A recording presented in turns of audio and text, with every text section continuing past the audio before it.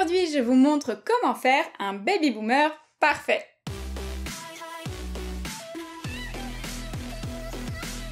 Salut YouTube, j'espère que vous allez bien. Dans cette vidéo, on va réaliser un baby boomer, mais un baby boomer un peu particulier. Pour un effet plus glamour, on va le mettre en valeur avec une poudre dorée. Et en plus, je vous montre une petite astuce avec le pinceau liner pour poser votre gel. Restez bien jusqu'à la fin, vous allez adorer le résultat.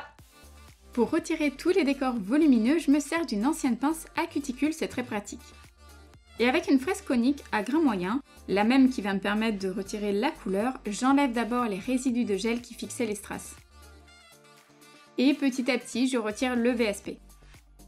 Comme je travaille sur une vitesse moyenne de 25 000 RPM, je n'ai vraiment pas besoin d'appuyer.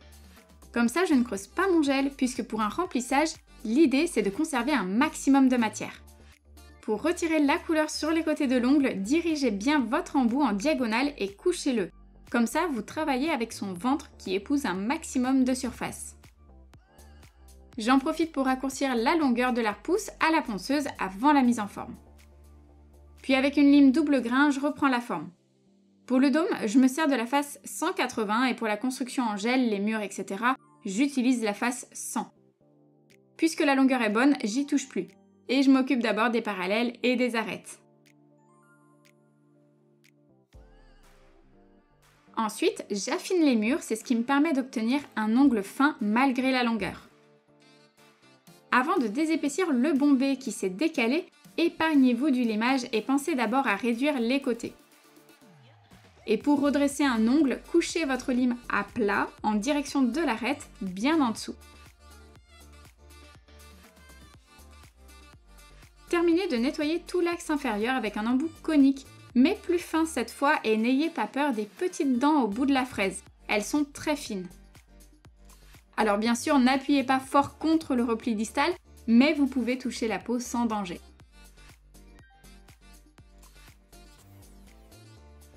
Je vérifie toujours que les deux mains soient identiques et au besoin, je remets un petit coup de lime.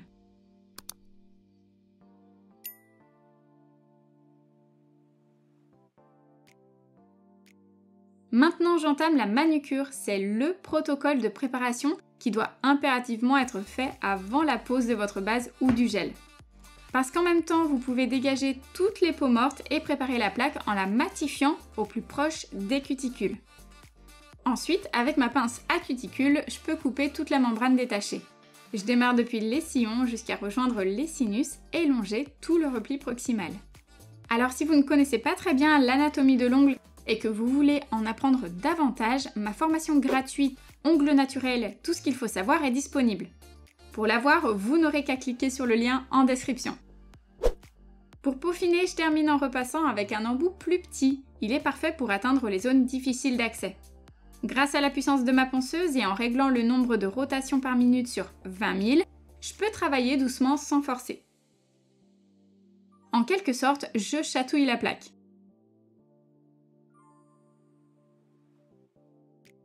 Pour m'assurer que la plaque soit totalement propre et déshydratée, je l'asperge de Nail Prep. Et en déposant un peu d'Ultra Bond, je m'assure une bonne adhérence. Par contre, c'est un produit qui doit être appliqué qu'en toute petite quantité. Pour son baby boomer, on a choisi un nude qui tire sur le rose. Avant d'entamer le remplissage, j'applique d'abord une fine couche de base. Et petite astuce, je commence par délimiter correctement la future zone de repousse qui ne doit pas former de bouée pour que ce soit propre et discret. Alors je pose la matière au pinceau de précision. J'en prélève une petite goutte sur la pointe de mon pinceau que je dépose pile dans l'axe vertical pour l'étirer jusqu'au sillon. Une fois ok, je recouvre toute la plaque en me servant du pinceau d'origine avec très peu de base. Je lisse bien la matière pour ne pas laisser de paquets et en évitant les amas sur tout le pourtour. Et si je peux me permettre, je ne catalyse pas, je travaille en une fois. Je rajoute alors immédiatement une bille de gel aux 3/4 que j'étire un petit peu. Si une bulle d'air se forme, je la pique avec un bâtonnet de buis. Et ensuite, je termine de lisser le dôme en plaçant la matière au pinceau liner pour la fondre à la première couche. Je fais comme ça pour les 10. D'abord, je délimite l'application de la base avec mon pinceau fin, que je place petit à petit tout le long sans jamais toucher la peau pour éviter d'avoir une dentelle à la repousse et surtout des décollements. Je m'aide aussi en tirant légèrement le gel de chaque côté. Ça m'évitera d'avoir à trop me rapprocher avec le pinceau chargé. Maintenant, j'applique la première couche sans trop charger la plaque. Je fais juste en sorte de bien recouvrir toute la plaque, comme si je posais un vernis. C'est très important. Si vous oubliez la moindre parcelle, votre pose ne sera pas fiable à 100%. Dernière étape, je prélève suffisamment de matière pour créer mon gainage. Pour éviter de noyer mon pinceau, regardez, je me sers du goulot pour retirer toute la matière en trop avant de le poser sur l'ongle. Attention parce que si votre pinceau est trop chargé, vous risquez d'écraser tout votre gainage. Votre construction va s'affaisser et en plus les bords vont s'épaissir. Donc n'oubliez pas d'être précis dans votre dosage. Et tranquillement, ça me laisse le temps de disperser la matière avec la pointe du liner. Hop, une petite bulle d'air, je la pique. Et c'est main sur l'envers que je peux terminer de travailler au fil pour me garantir un joli bombé. Vous voyez que le but n'est pas de placer un maximum de matière proche des cuticules, au contraire. Et pour que ce soit fin, je dépose une micro-bille de gel au centre en laissant une petite marge. Et avec mon pinceau, je déplace la matière en la tirant. Et pour me rapprocher encore plus du repli proximal, je tire un petit peu dessus avec mon pouce. Ça dégage de l'espace et ça me permet de lisser le gel. Maintenant, sans problème, je peux travailler ma base. Donc j'ai pas le droit à l'erreur, faut pas que ça bave. Avant de rajouter de la matière, si je veux peaufiner avec mon pinceau de précision, c'est le moment. En fait, tant qu'il n'y a pas trop de poids sur l'ongle, qu'il est assez allégé en matière, vous pouvez prendre le temps de travailler. Là maintenant, il ne faut plus traîner, puisqu'il s'agit d'un gel auto-égalisant. Pour créer le dôme, je dépose ma bille de gel sur l'apex et avec l'angle du pinceau, je déplace le gel presque jusqu'à la pointe pour avoir suffisamment de matière et consolider mes points de sortie au liner. C'est parfaitement lisse et bien sûr, si j'aperçois quelques bulles d'air, je les pique immédiatement.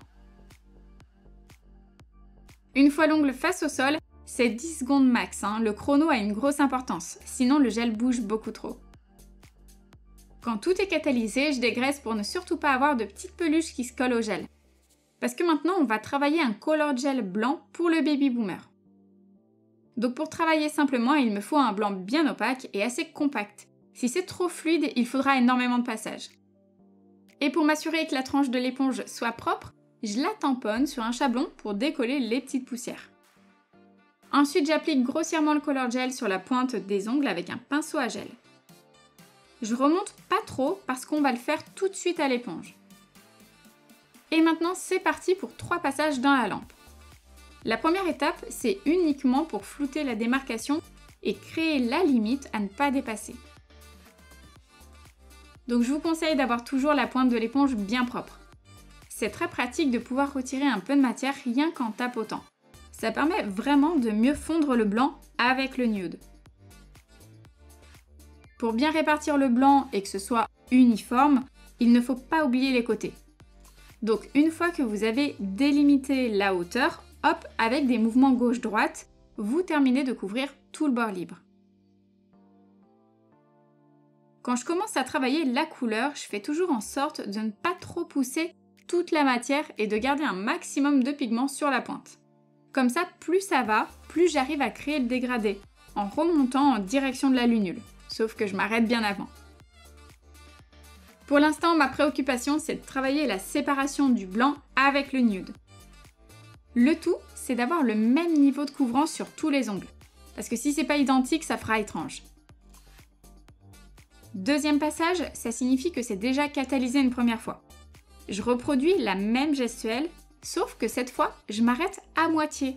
Et pour que ce soit plus simple, je mets un peu moins de couleur. Et quand je floute le color gel blanc, je remonte beaucoup moins haut. J'ai pas envie de toucher à ma démarcation surtout. Donc je me contente d'intensifier un peu plus la pointe. Et si l'éponge est bien imbibée, n'hésitez pas à la tourner de sens si vous avez besoin d'estomper un peu. De toute façon, on va en rajouter une dernière fois sur la pointe. Donc voilà ce que ça donne. D'abord, un premier passage pour avoir un bel effet d'ombré. Et si votre éponge a déjà bien servi, tournez-la simplement pour pouvoir travailler avec un côté tout propre.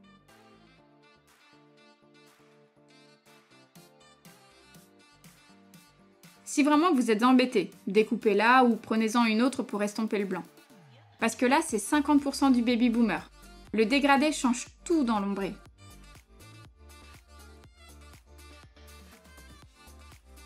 Maintenant, deuxième couche. Alors, elle sert juste à intensifier l'effet du dégradé, en créant comme un autre mini baby boomer, mais sans jamais dépasser le dégradé qu'on a déjà.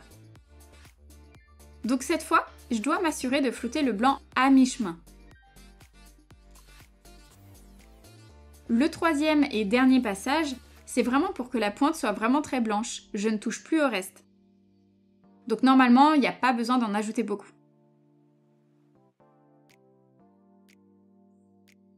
Pour rendre notre baby boomer encore plus glamour, j'applique mon Chrome Effect Gel qui va me permettre de poser une poudre gold. Il faut bien sûr recouvrir toute la surface, sinon la poudre n'adhérera pas correctement. Pour ça, je catalyse chaque doigt un par un, j'ai pas envie que le gel coule. Donc pendant qu'une main est dans la lampe, je pose le gel sur l'autre. Par contre, il faut bien surveiller le chrono. Avec ce type de produit, j'ai remarqué qu'il fallait catalyser 70 secondes avant d'appliquer la poudre. Si c'est trop tôt, ça ne fonctionnera pas aussi bien. Prenez votre temps et n'appuyez pas trop sur le pinceau, sinon ça risque de laisser des traces. On a choisi une poudre gold pour donner du glowy à notre baby boomer. Pour l'appliquer, je préfère démarrer avec un pinceau en mousse. Je fais en sorte de bien frotter jusque dans les angles. Il ne faut pas laisser de paillettes, en fait, on veut juste déposer un voile doré par-dessus. Généralement, je frotte bien de haut en bas pour être sûr de couvrir rapidement tout l'ongle. Et ensuite, je termine en faisant des petits cercles un peu plus proches des sillons. Et pour être sûr d'avoir un bel effet miroir, je passe le doigt pour bien lisser la poudre. Si vous préférez, vous pouvez travailler directement au doigt, mais je préfère attaquer avec le pinceau histoire de ne pas en mettre partout. Comme ça, en frottant à la main, je retire vraiment l'excédent de poudre et les paillettes qui restent collées à mon doigt. Quand ils sont tous bien dépoussiérés, j'applique une finition rubber. Donc c'est un peu plus robuste qu'un top coat classique. Carrément parfait pour les pigments. Mais attention, certaines sont très épaisses et jaunissent les poudres. Donc la dernière étape est cruciale. Il faut protéger la pose pendant au moins un mois. Le pire ennemi de ce type de pose, c'est le bord qui saute. Généralement, il y a 3 raisons principales à ça. Soit la construction n'est pas correcte, soit la poudre n'a pas été protégée avec un produit adapté, soit vous avez vraiment trop bordé et l'épaisseur va finir par se fragiliser un petit peu tous les jours. Petite fantaisie sur les pouces avec une composition complète de perles et de strass que je fixe grâce à la protéine base. J'en dépose par touche directement sur l'ongle et ensuite je m'équiperai d'un pinceau fin. Pour attraper les strass facilement, il vous faut absolument une pince. Je place d'abord les plus volumineux pour compléter au fur et à mesure avec les petites billes et les plus petites décos.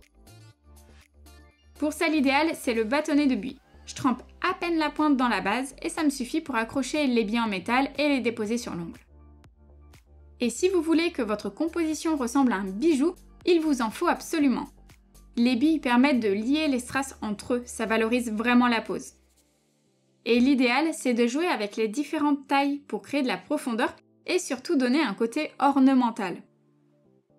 Donc vous pouvez sertir un strass très basique pour le valoriser et lui donner une toute autre dimension. Vous verrez, avec un peu d'imagination et du choix, vous parviendrez à faire de super assemblages en disposant les strass de manière à occuper tout l'espace sans alourdir la pose. Je les protège un à un avec mon gel pen, sans résidus, c'est plus sûr de border et au moins ils vieilliront mieux. J'hydrate toujours les mains de ma cliente en fin de presta avec une goutte d'huile que j'applique au pinceau. Et voilà, on a réalisé un remplissage en gel sans limage.